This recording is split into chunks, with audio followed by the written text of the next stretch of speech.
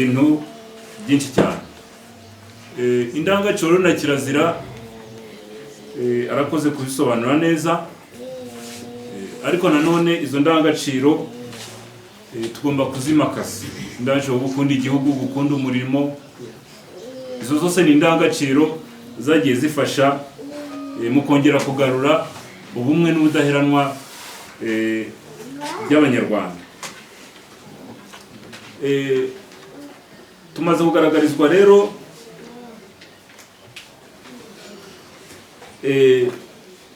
ko izo ndangagaciro zaje gutakara zikatugeza kuri jenoside yakorewe Abatutsi, ariko nanone uko u Rwanda rwagiye rwiyubaka basubije amashyi inyuma, rusanga ari ngombwa ko izo ndangagaciro zagarurwa kuko zatumaga abanyarwanda babana neza mu gihe cyashize.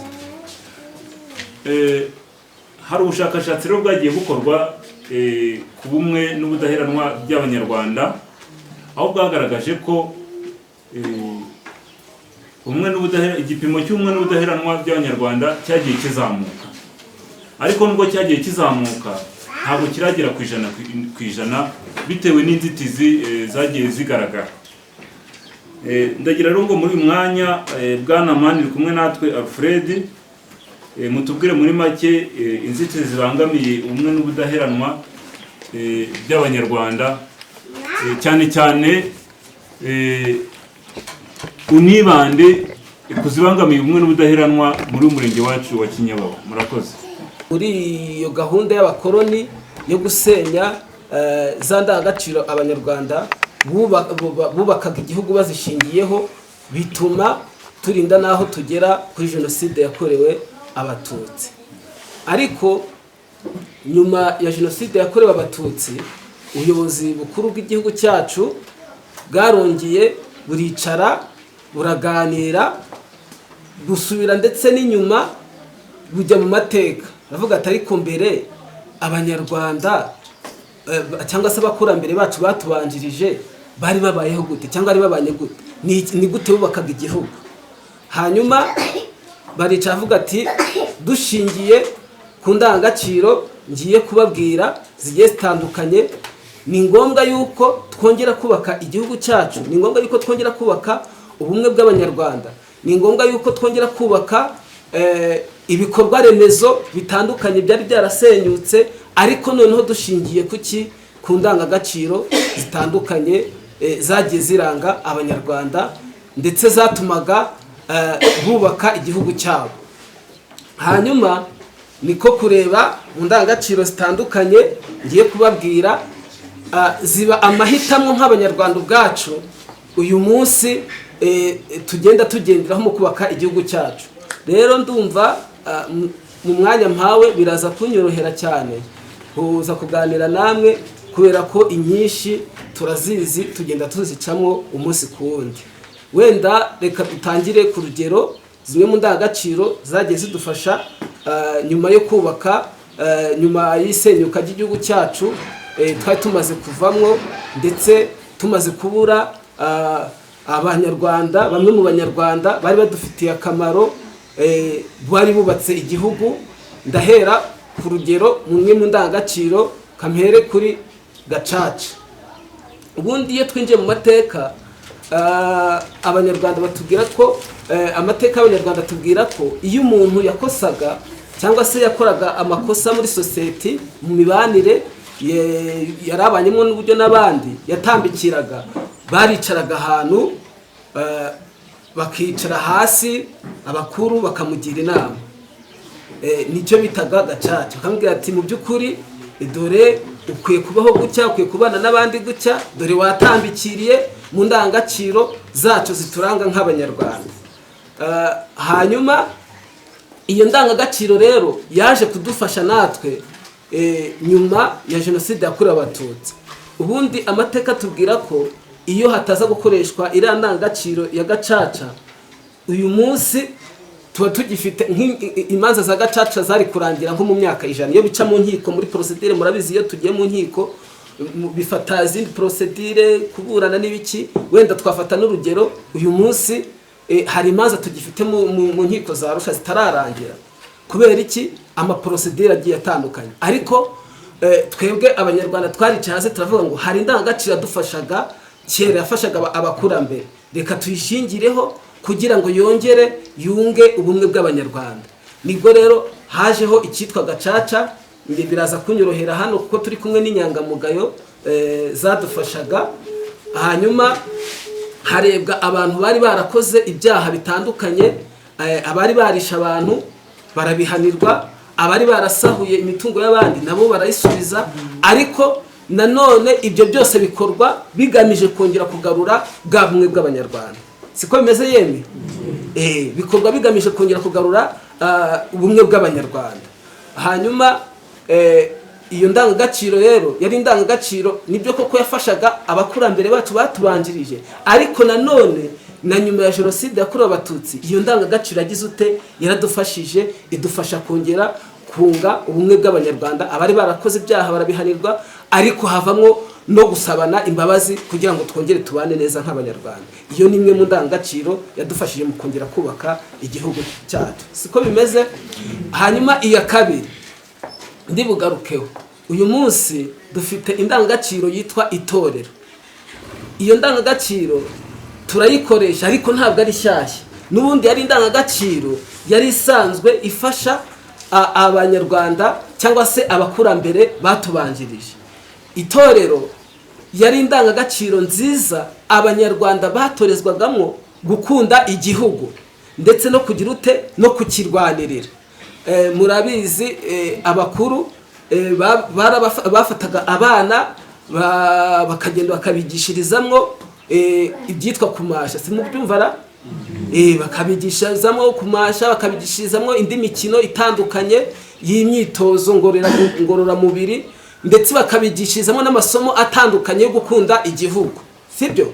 Uyu munsi nyuma ya jenoside yakorewe abatutsi, iyo ndangagaciro yaradufashije mu kongera kubaka igihugu cyacu ndetse no kugarura ubumwe bwacu, kongera kwigisha abana, kubereka amateka abanyarwanda baciyemo. Ku itariki 22 Gashyantare 2007 mu mwiherero wabaye, abayobozi bacu bakuru baricaye hasi bavuga ngo niki cyakorwa, bayobowe na nyakubahwa Perezida wa Repubulika, niki twakora kugira ngo itorero ryongere rihabwe agaciro, kuko byigishijwagamo ibintu byinshi bitandukanye bigafasha mu kubaka igihugu. Hanyuma itorero rirongera riragaruka rihabwa agaciro. Ngira ngo hafi ya twese tumaze guca mu itorero.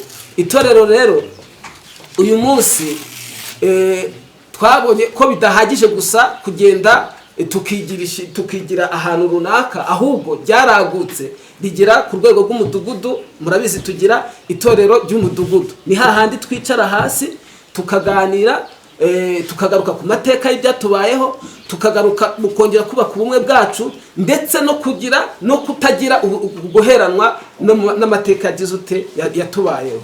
Hanyuma tukigiramwo n'ibindi byinshi byadufasha mu kurushaho kongera kuzamura imibereho myiza yacu nk'abanyarwanda, ndetse no kwiteza imbere muri rusange. Ndetse si ku itorero ry'umudugudu gusa, uyu munsi no mu mashuri iyo ndangagaciro turayikoresha. Twasizeho itorero mu mashuri, siko bimezera? Abayobozi b'amashuri ngira ngo baraza kudufasha kurushaho, barabyumva cyane. Yewe na za kaminuza naho iyo gahunda y'itorero mu mashuri naho irakoreshwa. Ariko ikiba kigamijwe muri rusange ni ukongera kugaruka ku mateka yacu nk'abanyarwanda, ariko tugamije kongera kuvuga ngo hari ibyatubayeho bibi, ariko ikigamijwe twongere twishakamwe ubumwe ndetse no kudaheranwa n'amateka tubayemo, ahubwo turushaho kongera kugira ute, kubaka ubumwe bwacu nk'abanyarwanda muri rusange. Ubundi iyo tuvuze indangagaciro n'ubundi mu ndimi z'amahanga niho byumvikana neza, dukunze kubyita ngo ni home grown solution. Ni kwa kwishakamwo ibisubizo mushingiye kuri za ndangagaciro, ariko muhereye cyangwa se mu kubaka igihugu muhereye kuri bya bindi by'iwanyu. Hanyuma iyo ni iya kabiri. Kangaruke kuri gahunda mwese muzi uyu munsi dufasha mu kurushaho kongera kubaka igihugu cyacu, gahunda ya Girinka. gahunda ya Girinka nayo ni imwe mu ndangagaciro yadufashije kubaka igihugu cyacu nyuma ya jenoside yakorewe abatutsi, aho yonterodushinzwe cyangwa se yazanywe na nyakubahwa perezida wa repubulika mu mwaka w'2006, ariko agamije kuvuga ngo ese inka mu mateka y'abanyarwanda yari isano nziza ihuza abanyarwanda, ndetse mu kurushaho kubaka ubumwe bwabo no kuzamura urukundo hagati yabo. Murabizi kera abantu baragabaniraga bakaba bahanye igihango gikomeye cy'ubushuti, siko bimeze. Hanyuma rero nyakubahwa perezida wa repubulika y'u Rwanda nawe yaricaye, umutoza w'ikirenga arongera avuga ngo iyi ndangagaciro nayo yaba imwe mu ndangagaciro nziza yadufasha kurushaho kubaka ubumwe bw'abanyarwanda, ariko nanone no kwiteza imbere muri rusange. Hanyuma iyo gahunda ya Girinka nayo iraza iradufasha. Murabizi bamwe mu banyarwanda bari baratemewe inka zabo barazibura, basubira inyuma hindura inyuto, iraza nayo idufasha mu kubaka igihugu cyacu. Hanyuma hari VUP, iyo nayo ni imwe mu nkingi yadufashije cyangwa se imwe mu ndangagaciro yadufashije kubaka igihugu cyacu. VUP yo ikubiyemo gahunda nyinshi zitandukanye. Hari aho dufasha bari abagenerwabikorwa batagifite ubushobozi bwo kuba bakora, hari aho ifasha kugurizanya hagati yacu ibyo bita financial services mu ndimi z'amahanga, ndetse n'izindi gahunda zitandukanye zibumbiyemo kugira ngo ntaza gutwara umwanya. Hanyuma hari gahunda igendanye buriya ibi byitwa umwarimu sako, umurenge sako. Izo zose ni zimwe muri gahunda zagiye zidufasha mu kongera kubaka gahunda y'igihugu cyacu kugira ngo turusheho kongera kubaka ubumwe bwacu, ariko no kongera kongera kwiteza imbere kugira ngo turusheho kubaka igihugu cyacu. Reka soreze ku kantu kitwa umuganda.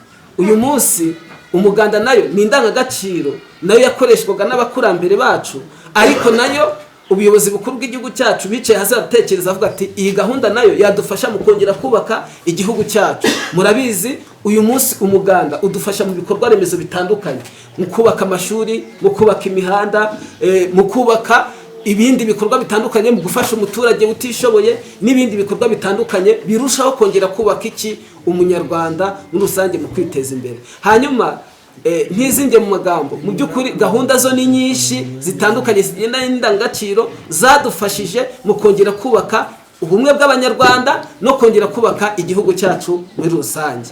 Rero nasoza saba buri wese kurushaho kongera gushimangira ndetse no gushyira imbaraga muri izi ndangagaciro nziza zidufasha mu kubaka igihugu cyacu nk'uko zafashaga abakurambere, tukarushaho kongera kugira ndetse no kongera kwishakamo udushya twarushaho gutuma turushaho kubaka igihugu cyacu muri rusange. Numva nabangaba cyangwa murakoze.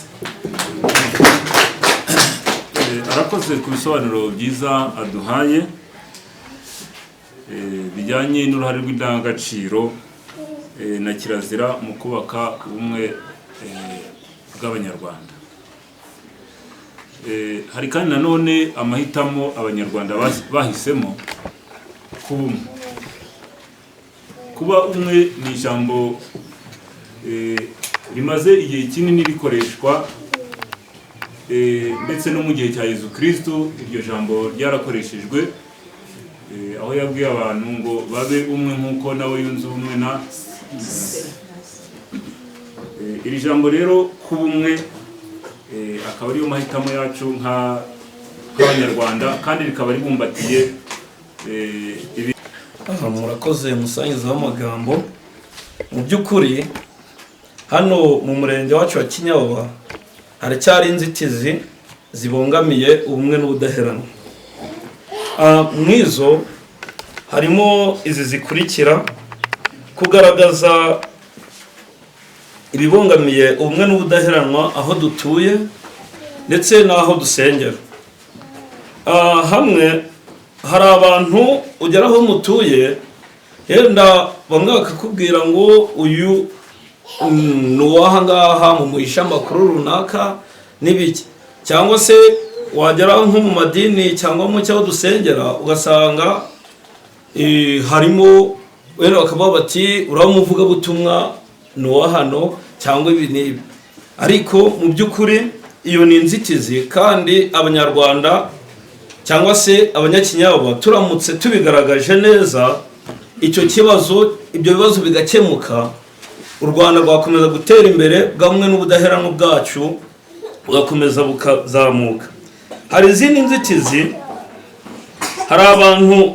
hari inzitizi zigendeye ku mateka y'imiryango yacu, harimo nk'abantu batabwiza ababyiruka ukuri. Ugasanga bari kugoreka ibintu aho kugira ngo bavugishe ukuri uko amateka y'u Rwanda yagiye abaho. Nk'urugero ushobora gusanga nk'umuntu yenda wakoze jenoside akorewe abatutsi, ugasanga aho kugira ngo abwize nk'umuryango w'ukuri, ahubwo we akagenda ababwira ati mwebwe ibi uko babivuze ntabwo ari byo. Mu by'ukuri ibyo bintu mu miryango yacu tugomba kubyirinda, tukajya tuvugisha ukuri. Hari n'abagoreka amateka. Kugoreka amateka nk'uku turi kwiga iki kiganiro cy'umwe n'ubudaheranwa, ugasanga umuntu ari kubivuga uko bitagenze, ariko mu by'ukuri niyo mpamvu tugomba kwicara hano mu murenge wacu tukabwiza imiryango yacu, tukabwiza abaturage b'umurenge wa Kinyababa ukuri ku buryo izo nzitizi zigomba kuvaho. Hari n'abakigira ingengabitekerezo ya jenoside. Mu by'ukuri nk'abaturage b'umurenge wa Kinyababa, umuntu wese ugomba muzabonaho ingengabitekerezo ya jenoside mugomba kumugaragaza yuko niwe nzitizi iri gutuma igihugu cyacu kitagera ku iterambere nk'uko bikwiye. Hari izindi nzitizi zishingiye ku mico y'inzaduka. Mu by'ukuri mu Rwanda mbere hari umuco wo kwambara ukikwiza, aho usanga nk'umwari usanga yagiye kambara nk'akajipo kagera mu mavi. Mu by'ukuri burya ntabwo umuntu yaba yambaye nk'iyo myambarire ngo ryaterambere na wa muco ubumwe n'ubudaheranwa bw'abanyarwanda ngo bugerweho neza. Hari n'izindi nzitizi zishingiye ku bikomere n'ihungabana. Hari abantu kubera amateka y'igihugu twanyuzemo ya jenoside yakorewe abatutsi, hari abantu bakunda kugira ihungabana bitewe n'izo ngaruka. Mu by'ukuri nk'abaturage b'umurenge wa Kinyababa tugomba kuganiriza abo bantu bagasubira, mbese tukabaganiza, tukabarema umutima kugira ngo bakire ibyo bikomere. Hakagira n'ibindi bintu bitandukanye n'imirimo itandukanye tubafasha kugira ngo nabo bagere mu murongo nk'uw'abandi badaheranwe n'ayo mateka twanyuzemo.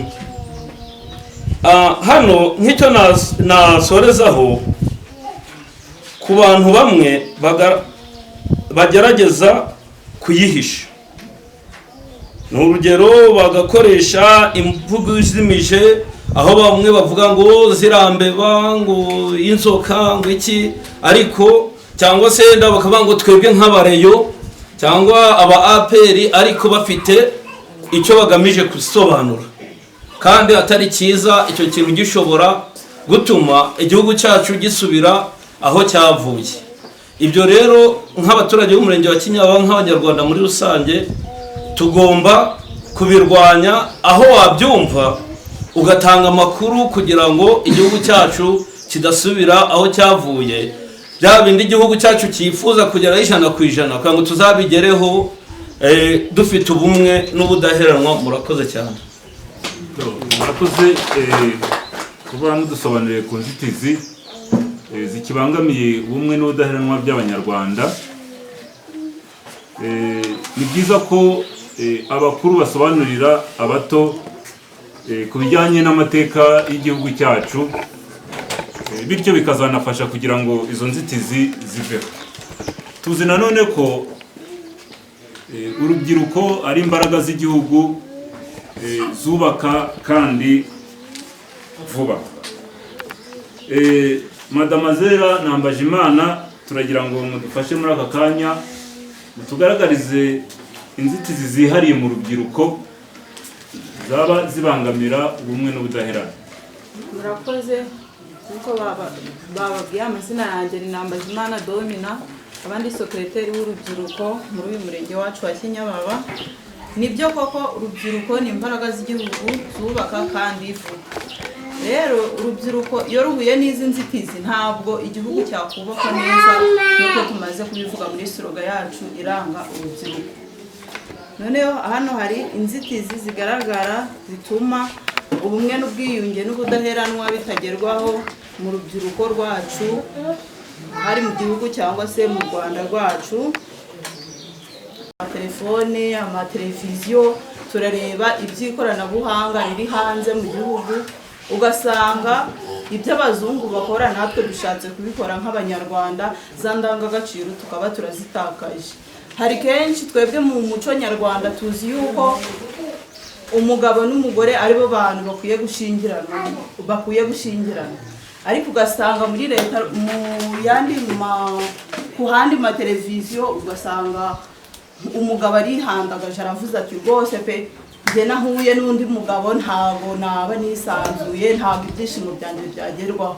Ubwo rero ugasanga natwe urubyiruko rwacu ruravuze ati buriya nanjye ndebye agasore kagenzi kanjye tugakora biriya si byadushimisha.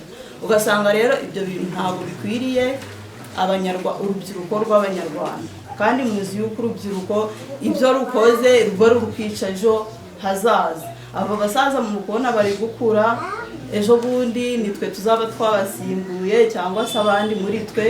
Ubwo rero wishoye muri uko kwiyandarika ntabwo waba ukibaye umuyobozi mwiza. Noneho kudasesengura ibyo bumva. Beatrice, ndi umujyanama rusange mu murenge wa Kinyababa.